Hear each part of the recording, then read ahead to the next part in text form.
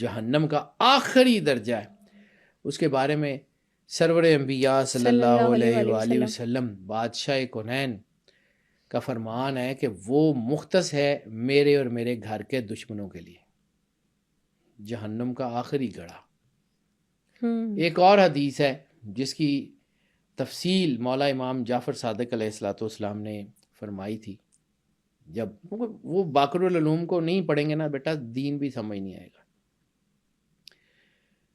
تو جب دوزخ کو، ایک روایت ہے، حدیث کے لفظ ہیں، اس کو روایت میں مولا جعفر صادق علیہ السلام نے جب حدیث کے بارے میں پوری وہ تفصیل پوچھی گئی کہ اس کا بتائیں کہ کیا ہے، کہ دوزخ کا آخری جو گڑھا ہے وہ ہمارے گھر کے دشمنوں کے لیے، یعنی سرور انبیاء سرکار کے دشمنوں کے لیے مختص ہے۔ تو آپ نے فرمایا کہ جب جہنم بنائی گئی اور اللہ نے اس میں آگ بھڑکائی تو جہنم کو بھی اس کی تکلیف ہوئی۔ تو جہنم نے اللہ سے کہا کہ میرے اندر جو تو نے اتنی آگ لگائی ہے تو پھر ایک میری مان لے۔ ان کے بتائیں،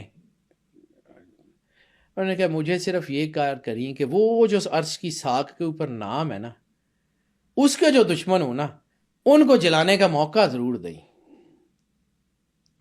ان دشمنوں کو جلانے کا موقع ضرور دیں۔ تو یہ دوزخ کے لیے ان لوگوں کو جلانا گفٹ بنا دیا گیا ہے۔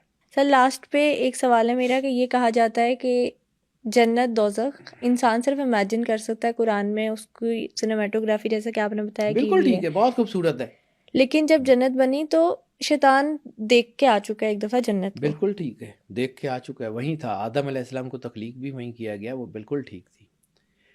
اب میں نے وہی آپ کو بات کی ہے کہ بیٹا there are some secret parts of the جنت جو اس نے دیکھے ہیں۔ ایڈن گارڈن کا ذکر ہے جہاں پہ آدم علیہ السلام کی تخلیق ہوئی، عدن۔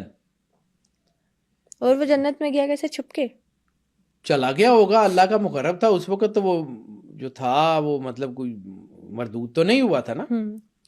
یعنی ایک بندہ ہے وہ کسی فیکٹری میں یا کسی مقام پہ ملازم ہے، تو جب تک وہ ملازم ہے وہ اس فیکٹری میں کہیں بھی جا سکتا، اس کے رائٹس ہیں۔ بالکل ٹھیک۔ اگر اس کو فیکٹری سے نکال دیا گیا اب وہ اس گیٹ کے اندر نہیں جائے گا، ٹھیک ہے۔ وہ سورۃ طارق میں جیسے اس کا ذکر ہے کہ ہم نے وہ پھر ان آسمان کے راستے بند کر دیے اور پھر وہاں پہ آگ کے تیر جو ہے وہ ان کے اوپر گرتے ہیں جب وہ اوپر چڑھنے کی کوشش کرتے ہیں۔ اب وہ اوپر جانے کی کوشش کرتے ہیں نا تو اب ان کے اوپر پیرے ہیں، دیکھ کے آ چکا ہے۔ اب یہاں پہ ایک سوال اور بھی آتا ہے کہ جی اگر حدیث یہ ہے کہ ایک دفعہ جنت میں چلا گیا تو پھر جنت میں رہے گا، تو پھر وہ کیسے جائے گا؟ تو بیٹا بہت سارے لوگ، جیسے میں نے ولیم باور کی بتائی تھی، جیسے شیخ سنان کا قصہ ہے کہ وہ اللہ کے مقرب تھے لیکن ان کی روح کے اندر وہ ایسی بیماری تھی جس نے ان کو واپس کھینچ لیا۔ اس کی روح نے ان کے اندر سے وہ جیسے گھن لگ جاتی ہے تو باہر سے تو وہ لکڑی بالکل صاف ہوتی ہے لیکن اندر سے ختم ہو چکی ہوتی ہے۔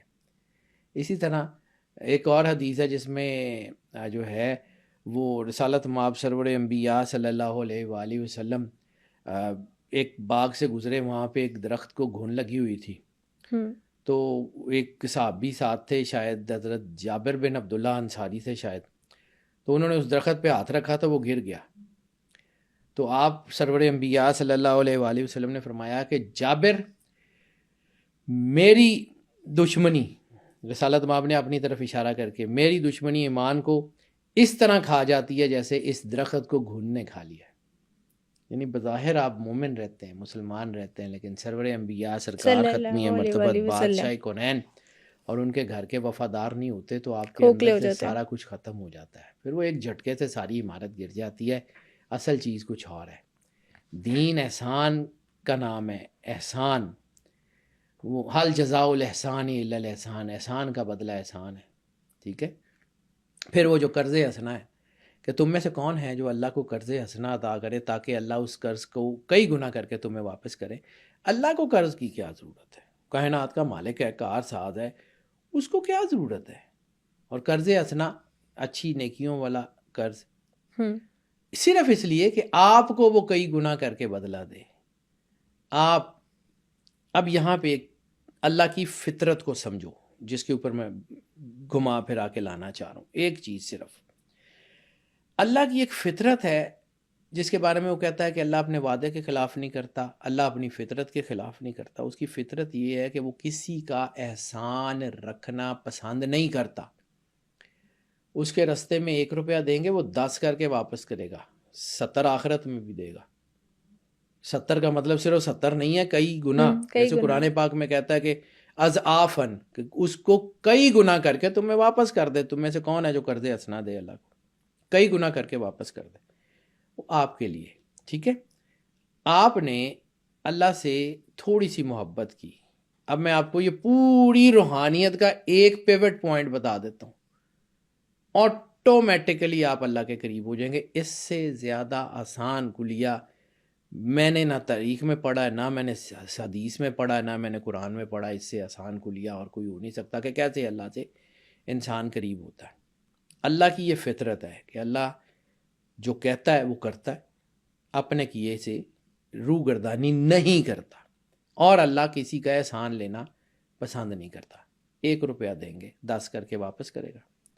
اتنی سی اس سے محبت کرنے, جیسے میں نے کہا تھا بے غرض, کام کے لیے نہیں, کام اس نے کرنے ہیں. یعنی وہ بچے, کبھی کبھی ایسا ہوتا ہے نا, میرے بھی بیٹیاں ہیں تو میں اس کو کبھی کبھی بیٹیاں پیسے مانگتی ہیں دے دیتا ہوں, اچھا بیٹا یہ لو یہ لو یہ لو. کبھی وہ جو سب سے چھوٹی بیٹی ہے نا میری, وہ کبھی آ کے ایسے ہی کہ اپنا گلے لگ جائے گی, تو وہ میں اسے پوچھتا ہوں ہاں بیٹا کیا چاہیے؟ تجھ نہیں. وہ جو تجھ نہیں ہے نا, وہ دیٹ از ایوری تھنگ. بس کبھی کبھی انسان جب اللہ کے قریب جاتا ہے نا تو اس کو کہتا ہے کہ مالک آج کچھ بھی نہیں, آج صرف تجھ سے ملنے آیا ہوں, بس کچھ نہیں. بالکل ٹھیک ہو گیا. وہ اب میں ذرا بات مکمل کر لوں, صرف تھوڑی سی 2 منٹ کی بات ہے, یہ ذرا مکمل کر لوں. جب آپ اللہ کے قریب ہونے کی کوشش کرتے ہیں تو اللہ آپ کو نوازتا ہے, تو تھوڑی سی محبت اس سے کر لیں, وہ آپ سے 10 گنا زیادہ کرے گا, کم از کم 10 گنا زیادہ کرے گا. جب وہ محبت آپ کے دل میں آئے گی تو آپ کو پھر اللہ کی اٹریکشن پیدا ہوگی, پھر آپ محبت کریں گے, پھر اس سے 10 گنا. تو it would be a chain cycle جو ایٹرنیٹی تک چلتا رہے گا. Bonding between God and the creation, bonding between the creator and the creation, وہ اتنا مضبوط ہوتا جائے گا کہ جیسے وہ میگنیٹ جو ہے وہ لوہے کو جو ہے وہ رگڑ کھاتا جاتا ہے تو اپنے جیسا کر دیتا ہے. پھر حدیث قدسی, اس کو اس ضمن میں سمجھو کہ مومن پہ ایک وقت ایسا آتا ہے کہ اللہ اس کے ہاتھ بن جاتا ہے, اس کے پاؤں بن جاتا ہے. مومن کی فراست سے ڈرو, وہ اللہ کے نور سے دیکھتا ہے. مومن کی پکڑ اللہ کی پکڑ ہے, یہ مومن کا مقام ہے. ٹھیک ہے, امیر المومنین کا کیا ہوگا؟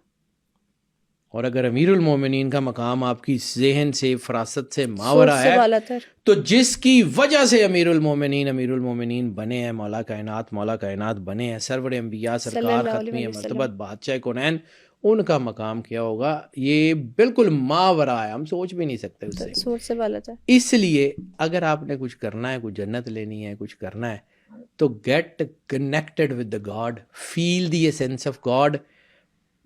کسی بھی ریوارڈ کے جو ہے اس سے باہر نکل کے, بس اتنی سی بات ہے.